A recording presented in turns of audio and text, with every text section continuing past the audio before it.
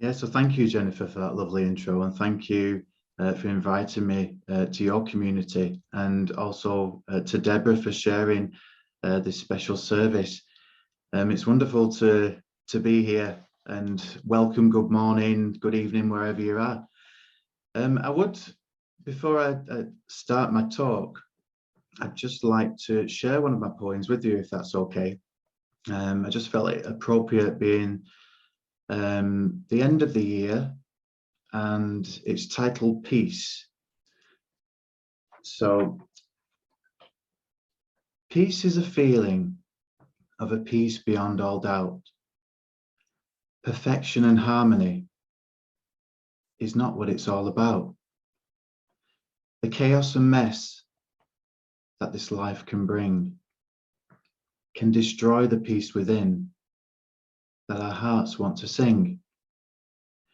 It's about being at ease with the actions we take. It's about being honest in the mistakes that we make. Sleeping with clear consciences in all that we do. Calming the storms that life puts us through. Peace is with nature, and it sits with our soul. The stillness within is the ultimate goal. The spring wouldn't curse summer for coming too soon. The sun wouldn't curse darkness because it is lit by the moon. The thunder, the lightning, the storms on horizon, the cause, the effects of the deeds we decide on. Life can be emotional, and we don't know where to begin. But nature can teach us. True peace comes from within.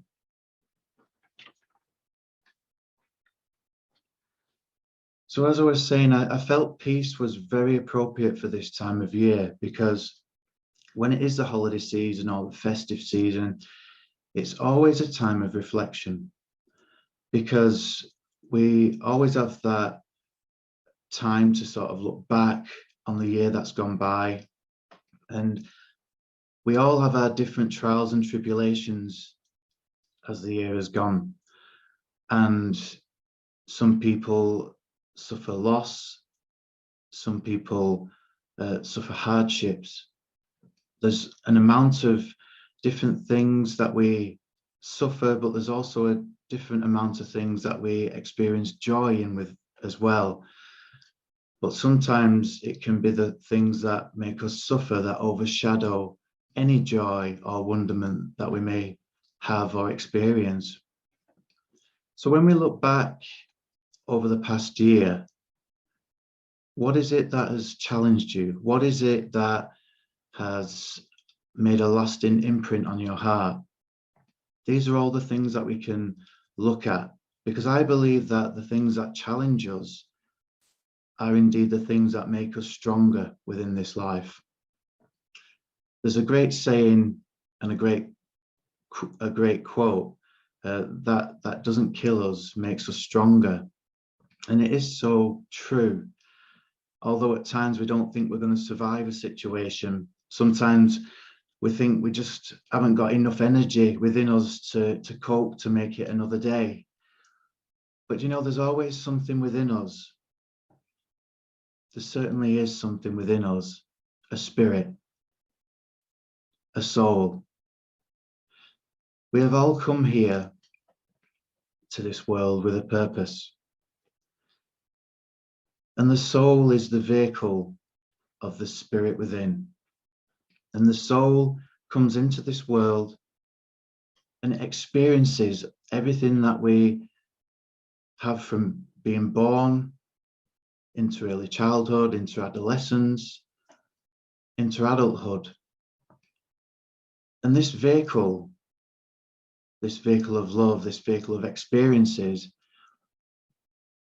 has all of the experiences that we can ever encounter, the good, the bad, the ugly. But within that blueprint of the soul, there's a plan. And we all each individually have this soul plan that is ready to unfold as we grow and learn more within our lives. Sometimes we don't learn until we get to a particular age within our human life. And, some people have such wisdom at such a young age. So we can have a child that can have a wisdom of lots of knowledge and experiences, yet it can take someone in their 70s or older to experience that epiphany of what true life is. And I think the holiday season really brings that about, because it shows the people that we miss, at the Christmas time, where it's about families gathering together. It's about friends sharing and caring. That's what it should be about. And yet sometimes we have those people that are missing around the table. We have those people that are now in the spirit world. We are lucky as spiritualists or spiritually minded within this community, knowing that there is a spirit world. Now, the second part of this service will be giving evidence of life after death, of those loved ones in the spirit world, bringing forth that information, their essence, and their love, that love like life can never die. And once we experience that, once we know that there is life after this physical death, it doesn't make it easier within our grief, because we still grieve the physical of that person, but it does make it more easier, I suppose, to know that we will meet again one day. It's not you're dead, it's until we meet again. And I've got no doubt that the spirit worlds, my loved ones, your loved ones, will undoubtedly try to make their presence known as soon as they've gone to the spirit world. Whether it's a song, whether it's you believe in the feathers, whether it's you believe in the butterflies, whether it's a medium that communicates with your loved one and brings that evidence through. Your loved ones will try all they can to come through to tell you that they're okay. Some people look at the door that's closed when we look at death. They look at all the memories and they think that's it. Everything's gone. I wish I could have done this. I should have done that. Why didn't I think of that? If only I'd just done this and just been there at that time, things would have been different. Where our loved ones are really saying, I'm okay. All that doesn't matter anymore. You're sat with the suffering, you're sat with the guilt of all them things that no longer are an issue for me anymore. And it's a beautiful thing, is mediumship. I believe it's a miracle. I believe it's a healing between two worlds, and I also believe it's a celebration between two worlds. And if only we could all realize that there is no death, wouldn't the world be a more wonderful place? Wouldn't the world be a more accepting place of the transition of the so-called death? Yes, we miss the physical, and some will set a place at the table at this festive time as well, which I think is wonderful. I actually, just because my loved one isn't here, I will still write a card out for them. I will still send my thoughts out to them and still wish them, happy birthday or whatever occasion it is, because they do listen. They really do. And, it's through these communities, these spiritual communities that bring forth that light and the truth of the spirit world. But the spirit world is just one part of spiritualism, because, as I said earlier, we have a soul, we have a spirit. And we can also be too consumed about death. And when we become too consumed about death, we can stop living, because we have that fear of dying. And so what within this vehicle of the soul and this purpose that we are, and this potential of all these talents that everybody here holds, all unique to them, whether you're a singer, whether you're a poet, you know, whether you're a nurse or a doctor or a dentist, a mother, a father, a sister, a brother, you all have a purpose within this world, not just one talent, many talents. And it's up to you as an individual to unfold all of them talents. And the way that we do that is by acknowledging the presence of the divine creator. Because the divine creator is that spark, is that spirit within you. That is the fuel of your soul. The fuel that will enable your soul to move forward. That will enable your soul to experience and to accept things in the way that they're meant to be.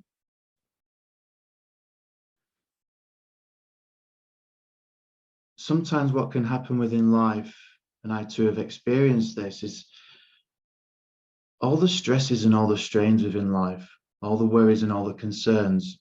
It's a human aspect to us, and it's natural. If we didn't worry, we wouldn't care. But there is an element of us caring too much or worrying too much, and we have to sort of look at the boundaries between our insecurities, our personality, the way we have been brought up, the nature and nurture of ourselves, to be able to understand ourselves that bit better, so that we can really truly embrace this human experience and this world that we live in. And the more that we experience, the more that we grow. And sometimes, I don't know about anybody else, but I surprise myself sometimes, because you can find yourself doing things that you never ever thought that you would do. My mentor used to say to me, "You may be shy, Adam, but your soul isn't." They were words that helped me to move forward. They were words to help me to be sat here today, speaking to you as a community and addressing you today.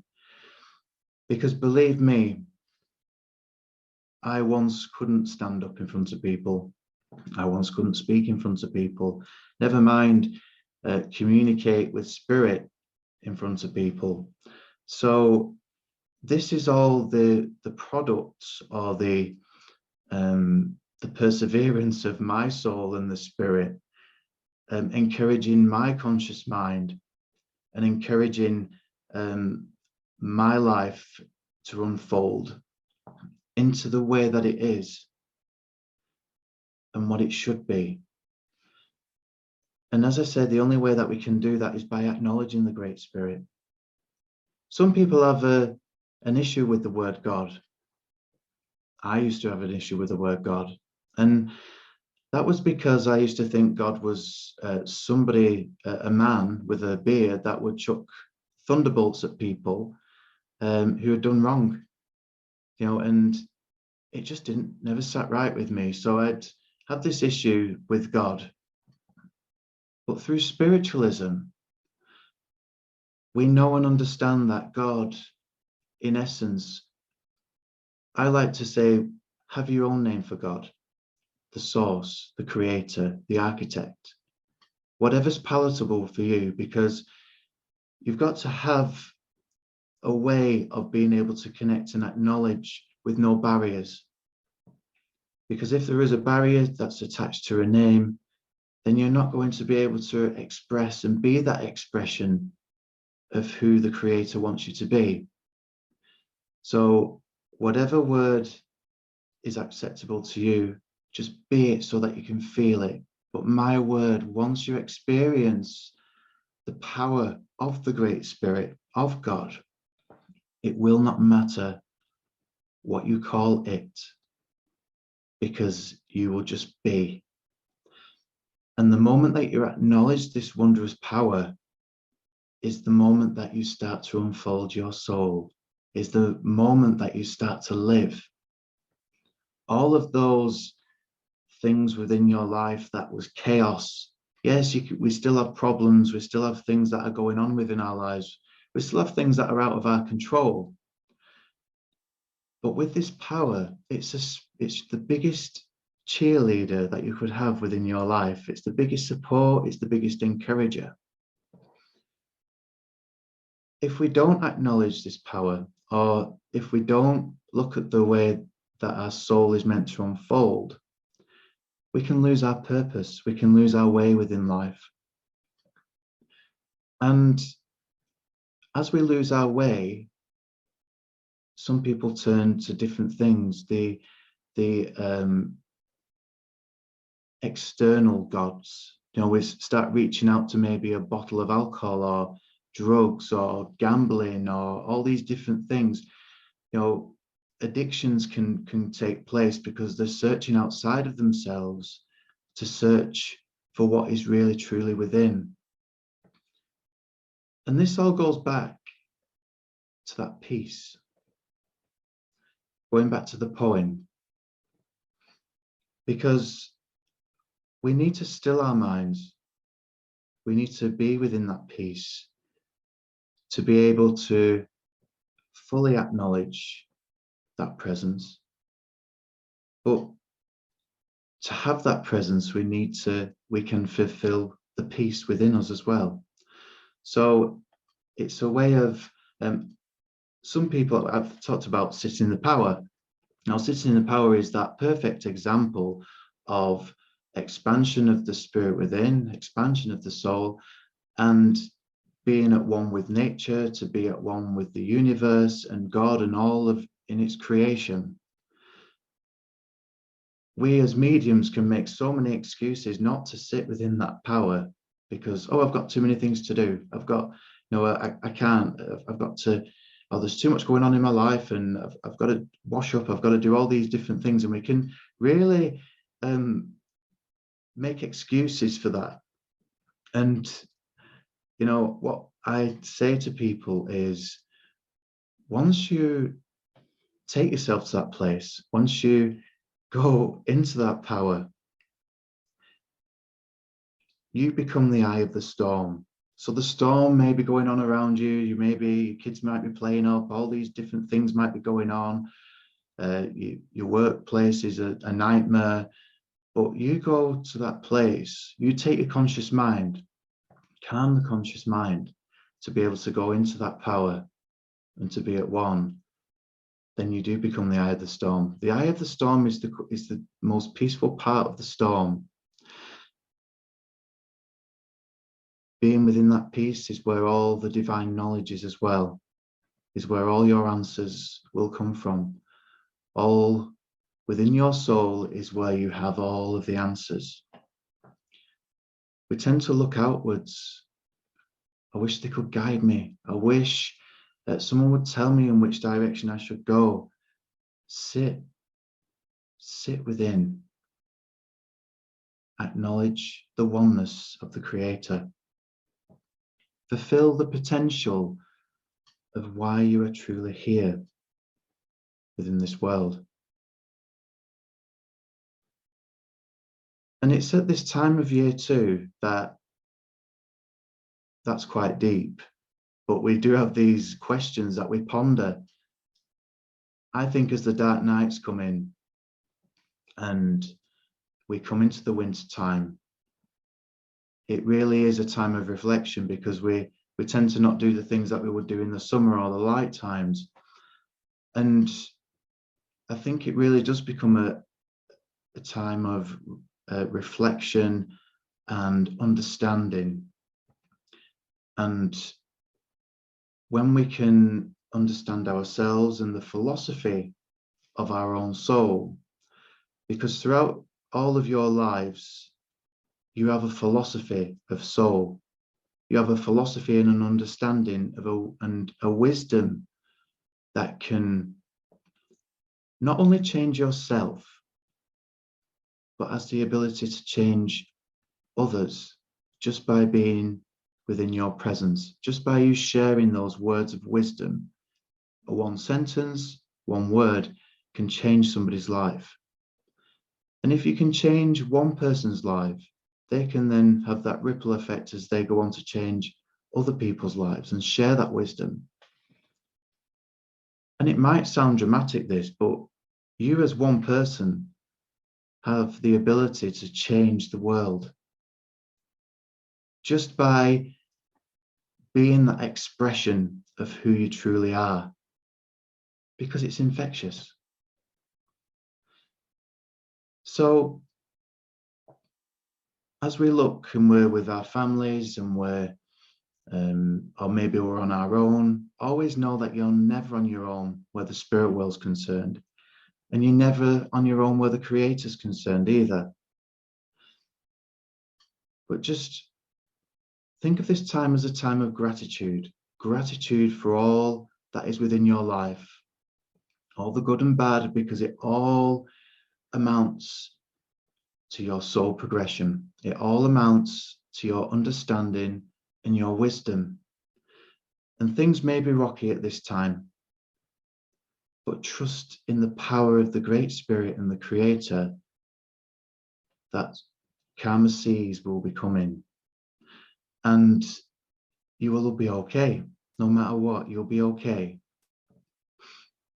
So give thanks to all that are within your life today. I give thanks for this community today. I give thanks to Jennifer for creating this wonderful space to speak with. There's 37 people on here today, so it's lovely to be able to share those words. And I hope that you're able to take something away for you to reflect upon. Maybe there's a word or a sentence that you've never heard before. Maybe it's something that you've heard many times.